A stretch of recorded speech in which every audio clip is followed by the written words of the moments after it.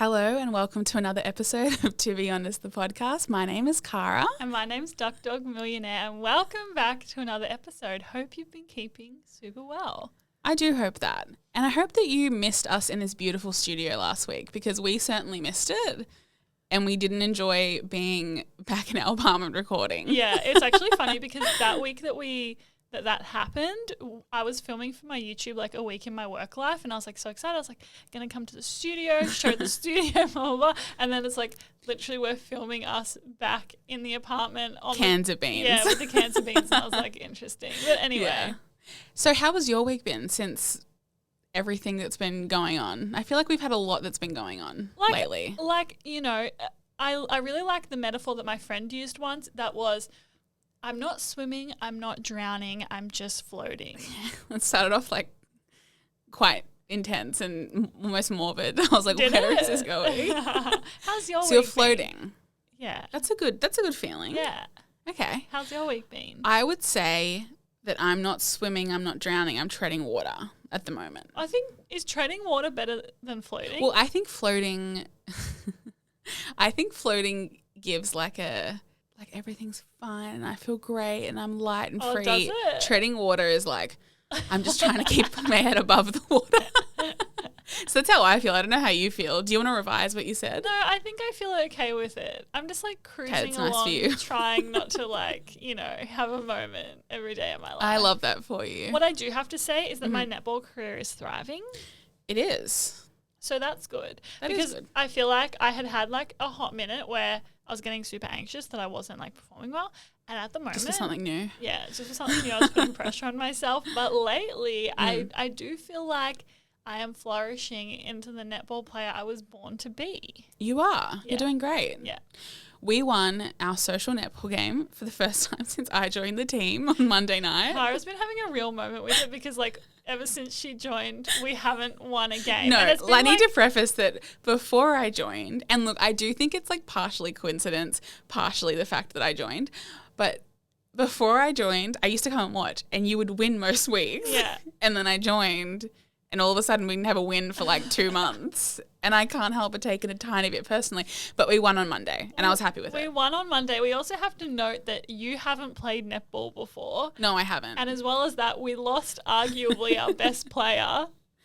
Yes, we did. So it's kind of okay that that happened. That's true. That's true. Anyway, we won and it was iconic and all is well in the netball world. And your netball career is flourishing. Flourishing. Yeah.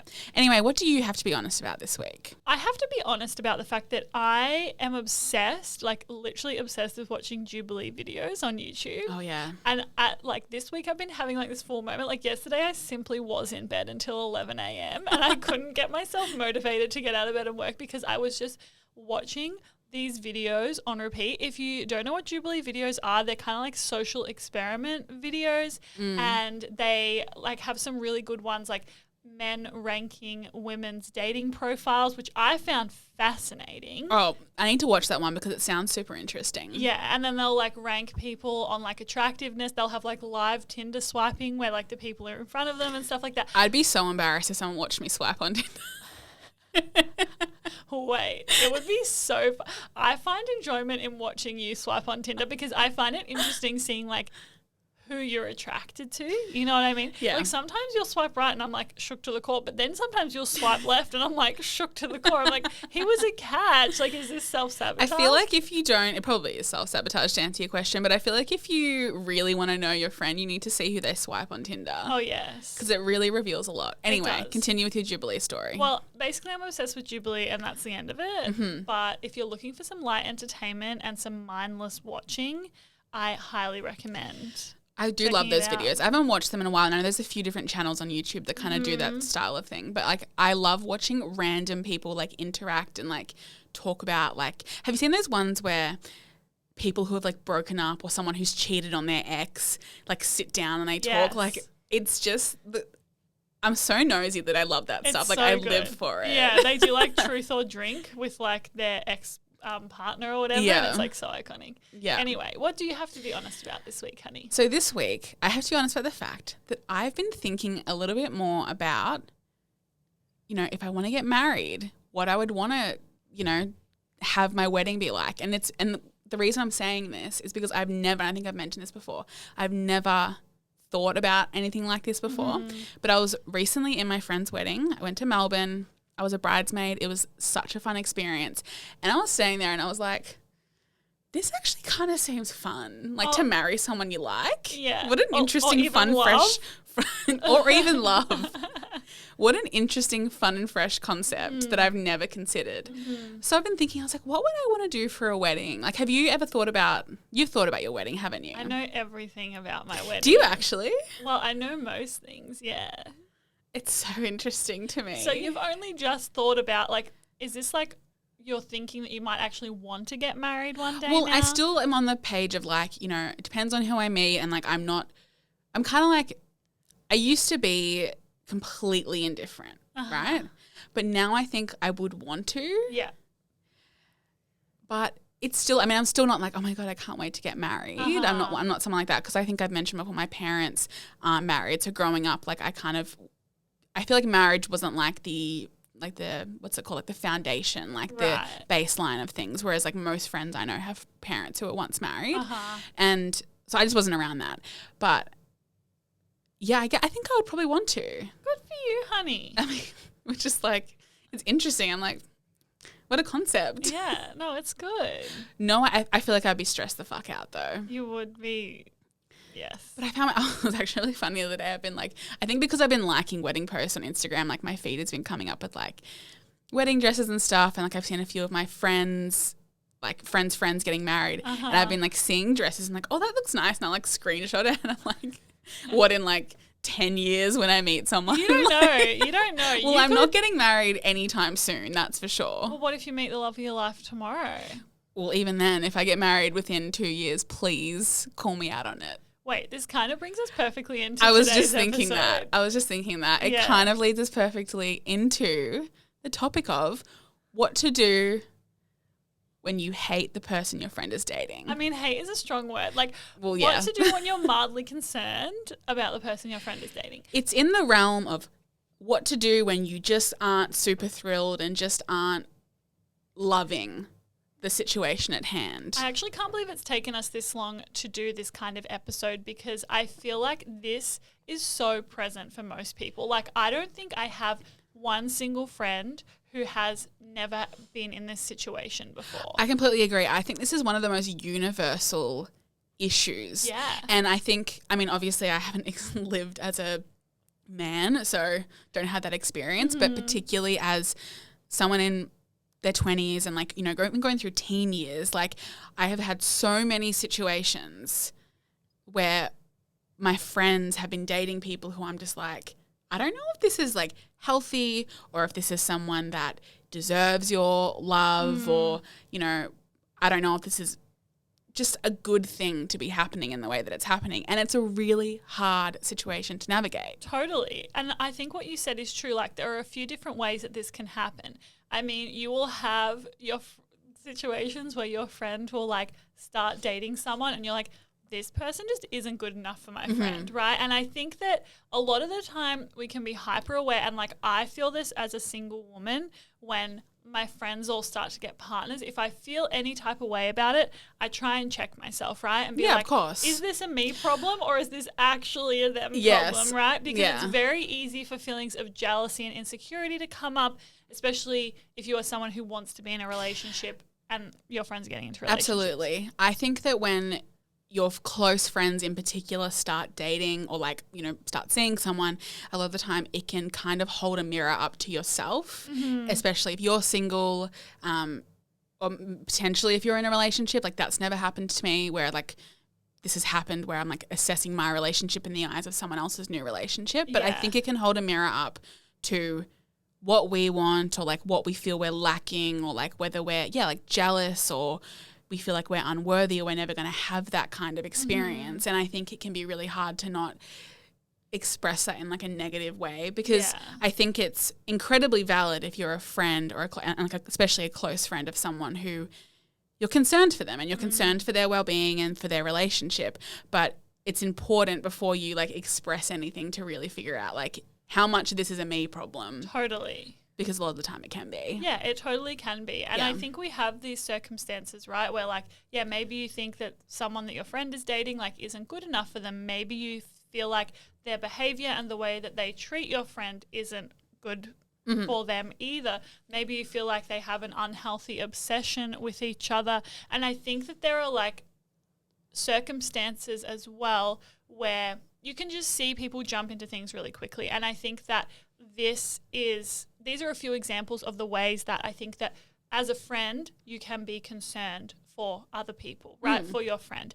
And I've definitely felt this even being someone getting into a relationship or a situationship or whatever it is. Like I've totally had friends who I can tell energetically are concerned or have come to me and said, I'm concerned about this. And so I definitely think that regardless of what side you're on, it is an important discussion to have, because I think a lot of people don't know how to navigate this topic because it is a really, really difficult one. It's so difficult because especially when feelings of lust or like love are involved, people get really defensive. Like, I feel like that's the perfect scenario where defense mechanisms pop up because, again, like a lot of the time when we meet someone we like, and this has happened to me and I know it's happened to you, like you put your blinders on because in your mind, like for whatever reason, like whether it's because someone's meeting your validation needs or you feel like, you know, less insecure around them or whatever, like you don't want to admit that maybe someone has a point that what you're doing isn't super healthy in your relationship because obviously it feels so good. Like no one's going to stay in a relationship that doesn't feel good, even if it feels good in an unhealthy way. Yeah. So I think one of the biggest things though to kind of like note is that feeling like, oh, this person's not good enough for my friend, like I feel like that's something that a lot of people can relate to. Like I honestly feel like there is, like, for example, not many people I could meet that would be good enough for you, right? Because I think so highly of you. You're cute. But this is the part where you say the same thing about me. I'm kidding. But the thing is like, we can't confuse my, like, for example, my personal expectations or my personal, like, opinions for what you should be looking for in a partner.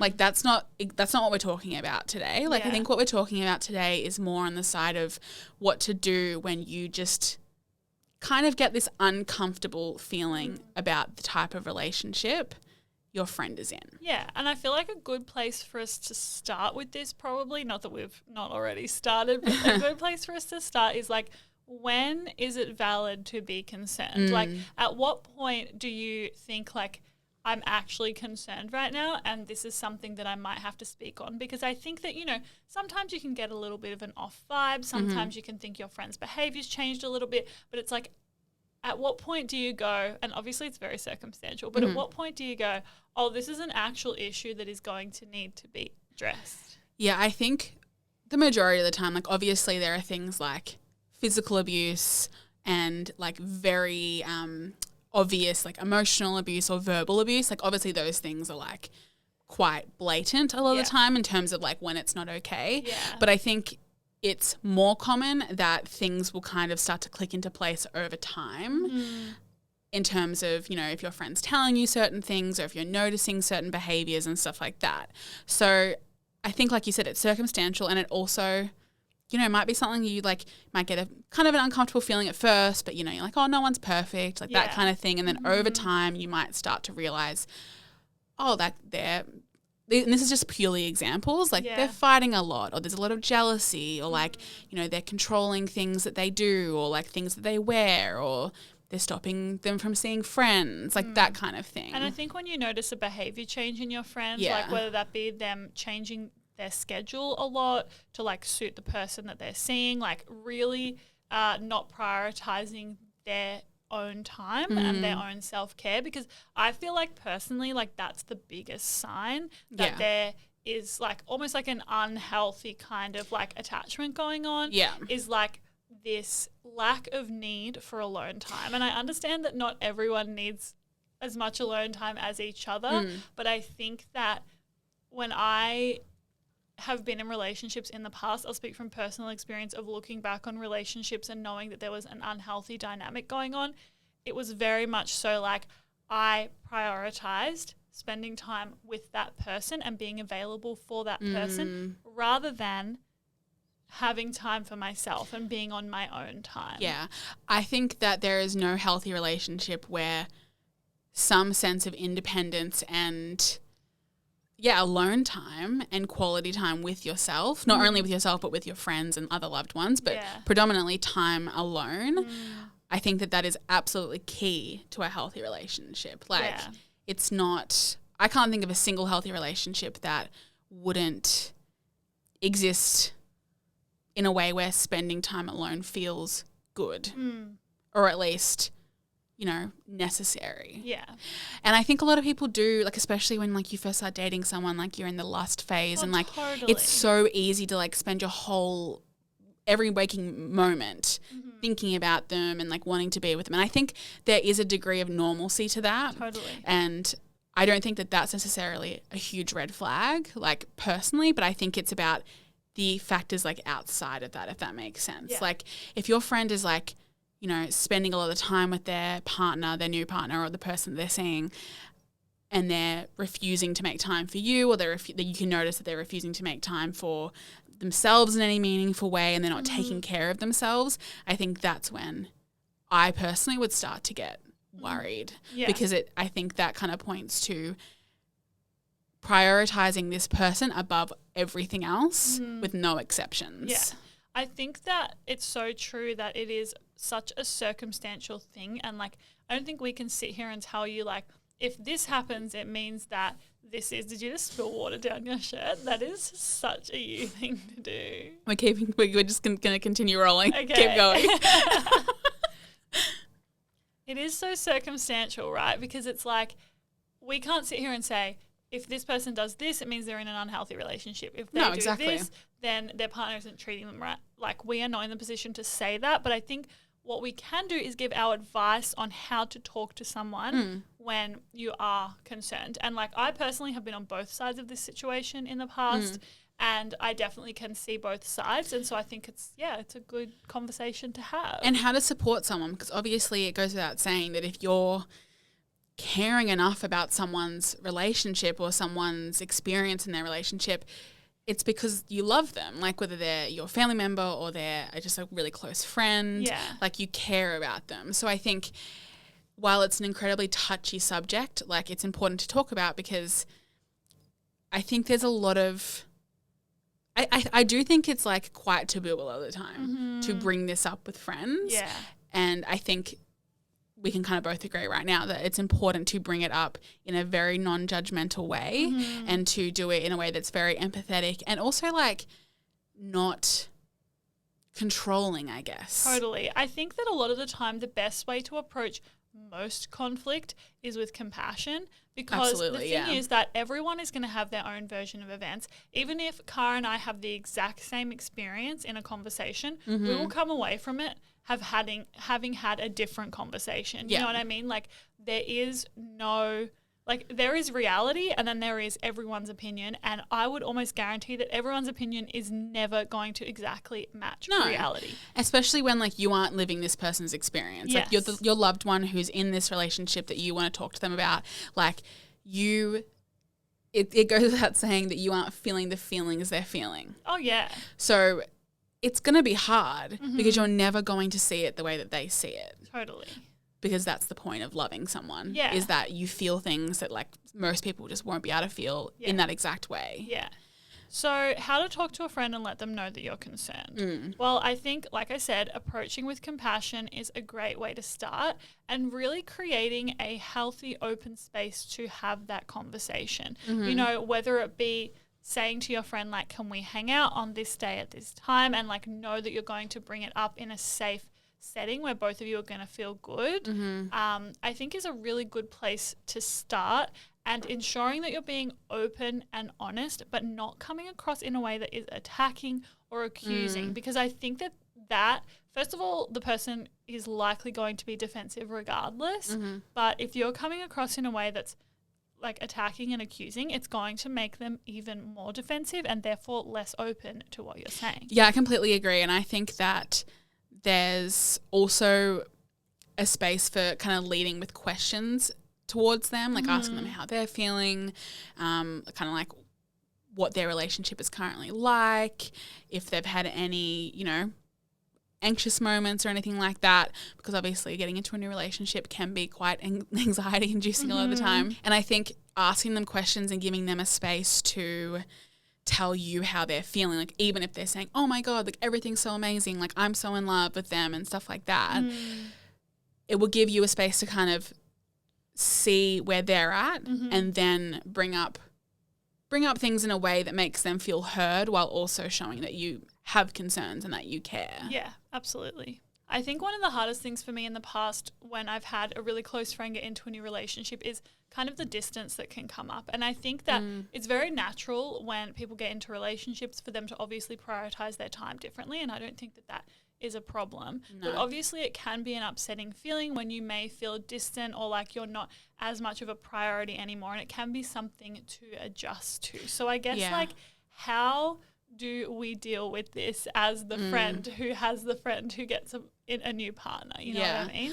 I think, again, it kind of comes down to checking yourself a little bit and being like how much, like, you know, if you're feeling like upset that you feel like your friend just never has time with you anymore now they've got a partner, how much of that is like reality and how much of that is actually them maybe like not putting effort into your friendship and how much of it is maybe that feeling of like adjusting priorities, which is totally reasonable for them to have. Yeah. Because, you know, and like you said, like it is so reasonable that as we, you know, date or meet someone new and have new experiences in our life that things have to kind of shift. But there's a difference between someone not being able to hang out every night and someone literally never replying to your texts because now they've got someone else in their life that they're spending all their time with. Yeah. It can be really hard though. Like it can be really confronting. And again, I think that it can make you feel a lot of negative and potentially like insecure emotions if you're like, oh, all of a sudden this person's got a partner and I don't, and now I feel lonely.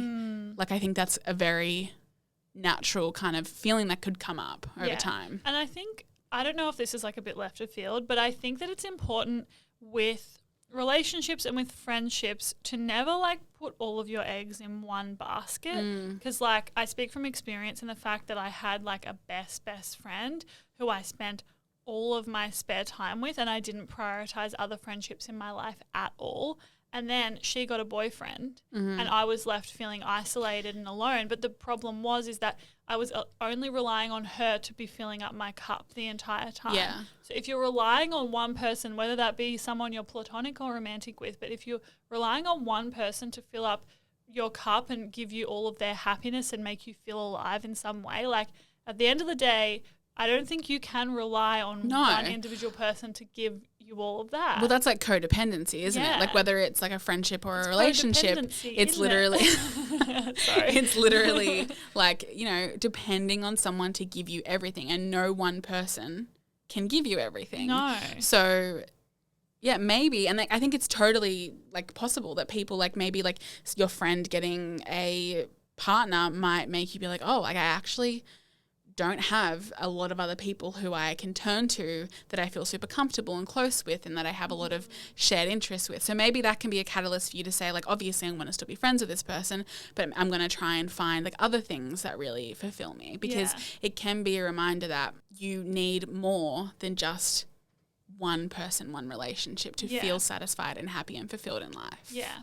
I think it's important for us to touch on as well, like sometimes when you have these conversations, you kind of can prepare yourself for the worst, because a lot of the time your friend could be very defensive about the things that you're saying and it could turn into not an easy conversation to be having. And I think there is some risk with bringing up such a touchy subject, but it is very important to be prepared for the fact that they may get defensive and they may not take it well. And with that, they may not want to talk to you for a little bit or ever. I mean, personally, I copped to the or ever. Did you? Yeah. When? Oh, like, it would have been when I was in my early 20s, but I had a friend who, like, got a boyfriend, left him for another guy, and then got back with the boyfriend. And I said, I think that that's a really terrible idea, and I think you're just doing it because you don't want to be alone and it's not working out with the other person. And that was the end of that. Wow. And that's the thing, like, it was coming from a space of love, but at the time I wasn't prepared for the way that it would go. And I think that's something that I've learned is the fact that, like, this is a touchy subject in general to talk about, but it's especially touchy actually going to the person and saying, like, this is concerning, because if they are so wrapped up in the relationship, you can often be risking the friendship. You shouldn't go into the conversation being like, I'm going to, or I need to convince them that this isn't healthy, because at the end of the day, they're going to do what they want to do. Yeah. And so what your healthy, approach should be is that, in my opinion at least, is that you go to it being like, I want to tell them my concerns and tell them, like, why I care so much about this, and hope that they hear me and take it on board, because they obviously love and respect you, and, like, leave it up to them. Like, you do have to put a lot of trust in your friend to make a decision that's healthy and right for them. And that can be really, really hard, because, like you said, like, whether, you know, the worst happens, which is that maybe, like, you're not friends anymore because it turns into a big thing, or maybe it's just, like, not received at all. There are a lot of things that can happen that can leave you feeling like even worse, I guess. And I don't want this to sound like super negative, but like it is a possibility. Like, exactly. And if you go into it thinking I'm going to convince them that it's not right, I think that would also come across badly to your friend. Yeah. So should we go into some unprofessional opinions now? We had a lot of interesting ones about this. We had so many for this episode. It's almost like you'd been waiting for this episode in some way, and it's almost like this is like a universally felt feeling or something. It's almost like everyone has a friend who's dating someone they're like, ooh, about. Okay, so our first unprofessional opinion for this episode is very interesting. It is, what if you're the one in the toxic relationship? This is interesting because first of all, congrats to you for, like, recognizing that you might be in a toxic relationship. Yeah, totally. I think that it can be really hard to acknowledge that in general, and like accept that and admit that in general is like a big step to be making. I'm not going to sit here and tell you what to do if you're in a toxic relationship, but I understand how it is difficult because it's not as simple as just like breaking up with your partner. Well, never is. It never is, right? So I think that it can be really hard because if you're in a toxic relationship and you know that you're in a toxic relationship, my guess would be that your friends know that you're in a toxic relationship. And so I understand how it can bring a whole lot of discomfort, not only to your romantic relationship, but also to your platonic friendships as well. So I feel like my personal, unsolicited, unprofessional advice is really assessing the way that you can communicate to your friends about it. And really, I encourage you to communicate with them openly about what's going on so that they know that you're aware of the situation, because a lot of the time people won't want to say something. They won't want to get themselves involved. They won't want to risk not being friends with you. And so people may keep quiet. So I feel like it is something that I would personally encourage you to do is talk to your friends, explain to them what's going on, explain that you're aware of what's going on, and really allow them to help you and figure out what you want to do that is going to best serve yourself. Yeah, I think that opening up to people, even though I feel like there'd be a lot of shame wrapped up in saying, like, yeah, I'm in a relationship that's not healthy, or like I'm in a relationship that doesn't make me happier most of the time, like that kind of thing. There can be a lot of shame wrapped up in that, but I think when you admit it, it allows that space for people to help you and to talk you through it. And like, even if it doesn't mean that you can break up with this person right now, or like you don't know how to fix it right now, you have people who can help you do that over time. And I actually do think, like, personally, when I have had friends in the past who have been in like toxic or unhealthy relationships, I think part of the issue is that I felt like they were completely blind to it, and that can be a really kind of daunting thing, is to like try and like almost like break it to your friend that you think that their relationship is super unhealthy. So if you were to say to your friend, like, hey, like, I'm kind of unsure about this, like, I'm not too sure if this is healthy and stuff like that, they're probably going to be like a bit relieved that you recognize it. And, you know, obviously it depends on the friend, it depends on the person, but you would hope that being vulnerable like that would allow them to be like, okay, like, cool, like, let's talk about it. Like, let's keep this as like a topic of conversation when you need someone to help you. Yeah. Okay, so the next question is, my mate has been in a relationship with a guy for 7 years. She's only 21 and they are getting engaged. He's a nice guy, but I feel like it's not a great relationship for her. How do I be supportive of the engagement? I don't feel like it's my place to say anything. So I have some opinions when it comes to this. Okay. If I was personally in this situation, I would be supportive, as weird as it would feel. I feel like when someone is committing their life to someone and is planning on marrying someone, I would honestly just let them do it. Because I almost feel like it is so, I mean, marriage is serious for some people and not as serious for others, but I personally wouldn't feel comfortable saying something in this situation. It does make it a bit more tricky when they're like engaged to be married, like planning a wedding, presumably. Yeah. And I think that like getting divorced isn't that bad. And like, I don't know if this is like a really bad hot take or whatever. There's always divorce, hun. That's how I answer. I understand that this is a difficult situation that this person's in and it's really hard. Like 21 is really, really young. This person has been with the same person for 7 years. Like that is a long time. They've clearly only had this one partner.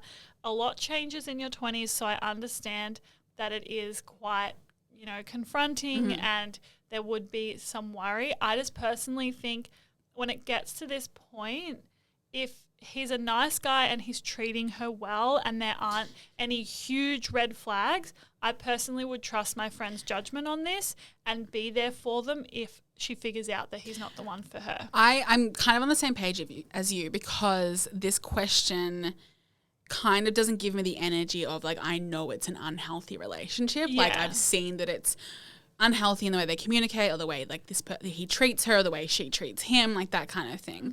Like it doesn't give me that like sure vibe, like when you see something you're like, this is not right.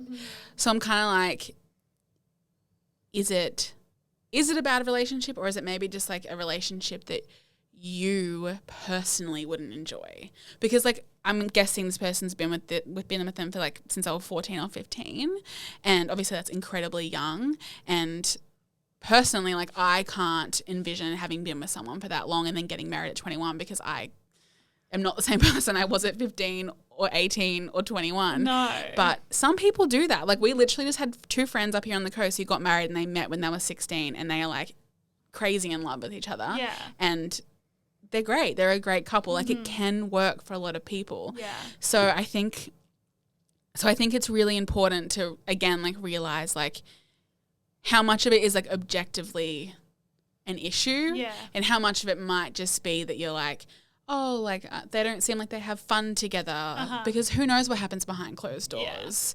Like you don't know what they're like at home together. You don't know what they're like when they're by themselves. It's really easy to pass judgment, I think, when you're looking at it from like an outside, like third party. Yeah. Okay, so how do you cope with being around your friend's partner who you hate? I just don't be around them. Yeah, no.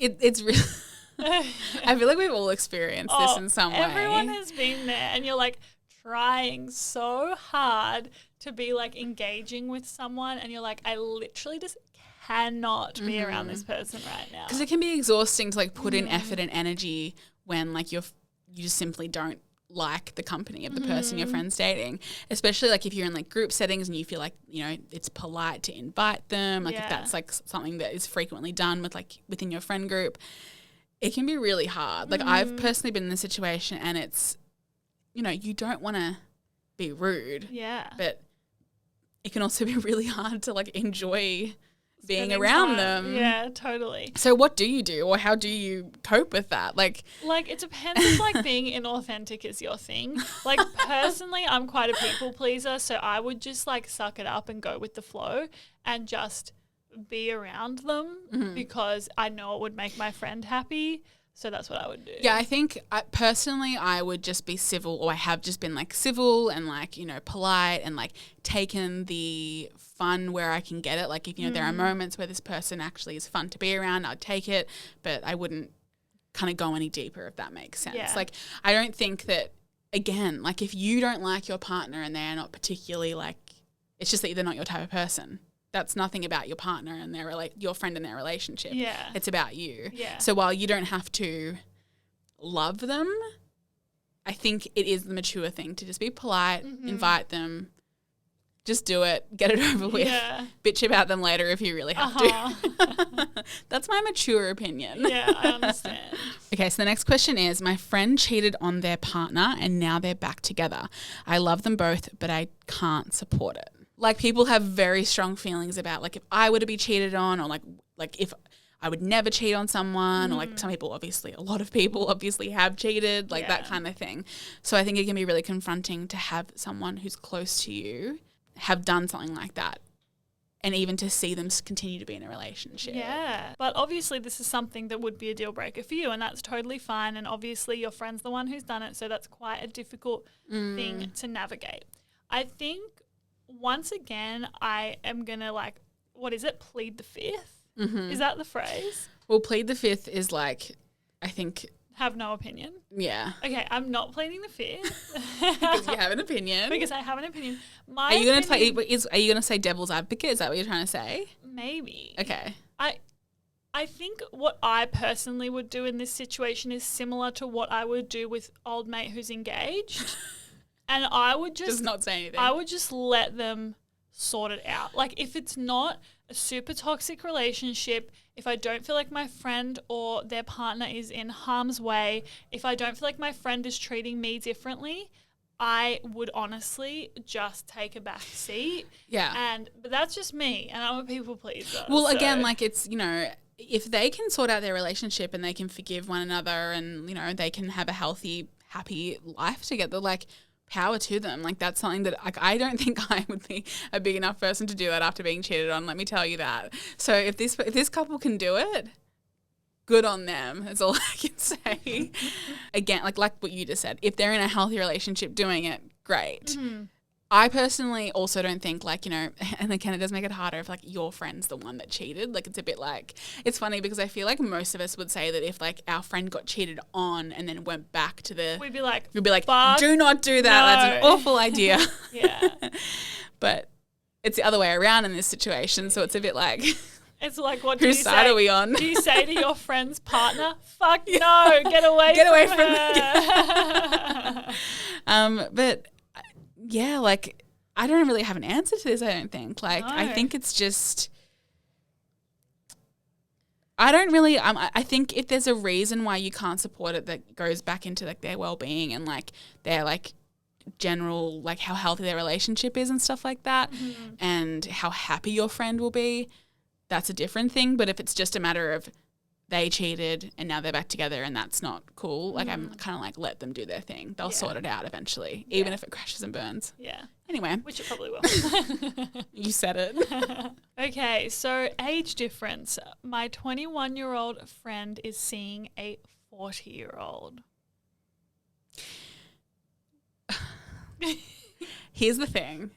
When we talked about age differences recently, I was very conscious of the fact that there could be people listening who are in relationships who have this age difference or who have had this age difference in the past, or, like, are interested in older people or younger people. I personally think this age difference is a fuck no. It's a fuck no. Okay, cool. Great. Glad we're on the same page. That's personally my opinion. Having been someone who was 21. Having been 21 before. And now not even being close to 40 in any capacity. I cannot even imagine at my age dating someone who's 21, let alone being 40 years old. Yeah. I just think it's a bit predatory. Once again, you said it. I agree, though. Like, I think, again, there are exceptions to the rule. Like, yes, there are people in the world who would date with this age gap and who would be in a healthy, loving relationship that just works. Yeah. But I do think that on the whole, I would say if I have to have an opinion, it would be that why can't the 40-year-old get a 30 to 40-year-old partner? Yeah. Like, what's going on there? Yeah. It's a Because- bit like John Mayer-esque. Ooh. Can you believe that I have John Mayer lyrics on my body forever? It's like, I'm just waiting for like him to be like accused of something really awful. Like obviously Taylor Swift just accused him of something awful. Yeah. But like, I'm waiting and I'm like, oh, this is not going to age well for me. But it is John Mayer-esque. It's Leonardo DiCaprio-esque, let's say that. Oh, Leo Don't really sue us, set Leo. the trend. It's just interesting. And I understand how this would be uncomfortable if your friend was 21. Wait, imagine, like, this is, like, literally, like, me coming home, Cara. This is, like, me coming home and being like, I am dating a 50-year-old. No, it's like you coming home and seeing me on the couch with a 45-year-old. But the thing is, 45-year-old doesn't feel that bad because we're almost 30. Like, That's true. It's still a no. Yeah. But, it's me coming home and you being on the couch with a 50-year-old. Yeah. That. Look, I have in the past been partial to a swipe up to the 60 age range. Which is just frightful. And then I think about those men who were talking to you on dating apps and I'm like, why do you need to date? Why do you have your age range that low? I want to know how these people met. That's a very important piece of information. That is an important piece of information, because if it was like on like at a workplace, fuck no. If it was on a dating app, fuck no. I mean, it's always a fuck no, right? That's kind of what we're saying. But like, once again, like we talked a couple of weeks ago about like power dynamics, and we talked about maturity levels and life experience, and it just is kind of an objective fact that someone who's 40 and someone who's 21, the majority of the time will be on completely different trajectories in terms of their life, in terms of their experiences and what they've, been through and stuff like that. And I don't care what anyone says. You're fucking young when you're 21. When you're 21, you think you know everything. Oh. How can a person know everything at 18 and nothing at 22? You fucking wait one more year, hun. And you'll know nothing. Realize you know nothing. And then you'll get to 28 and 29 and you'll still know nothing. And you'll know less than nothing. You'll know less than you did. And so this 40-year-old you're dating, they fucking know absolutely nothing. That says everything. I think we can leave it there. Yeah, okay. Okay, so our next question is, how do you stay supportive when she says that she's going to end it and then she changes her mind? This is pretty common. I think this is super common. I've done this I'm sure you have. time. Well, the thing is like I feel like people get into, like if you're in a relationship, people get into this moment where like they're angry, like they've just had a fight with their partner. They're like, especially if you go to like your friend's house and you have some drinks and you're like, yeah, fuck them. Like, I'm going to dump them Yeah. ASAP. You just wait tomorrow. And then I'll they be go coming home over. and they're like, so we talked.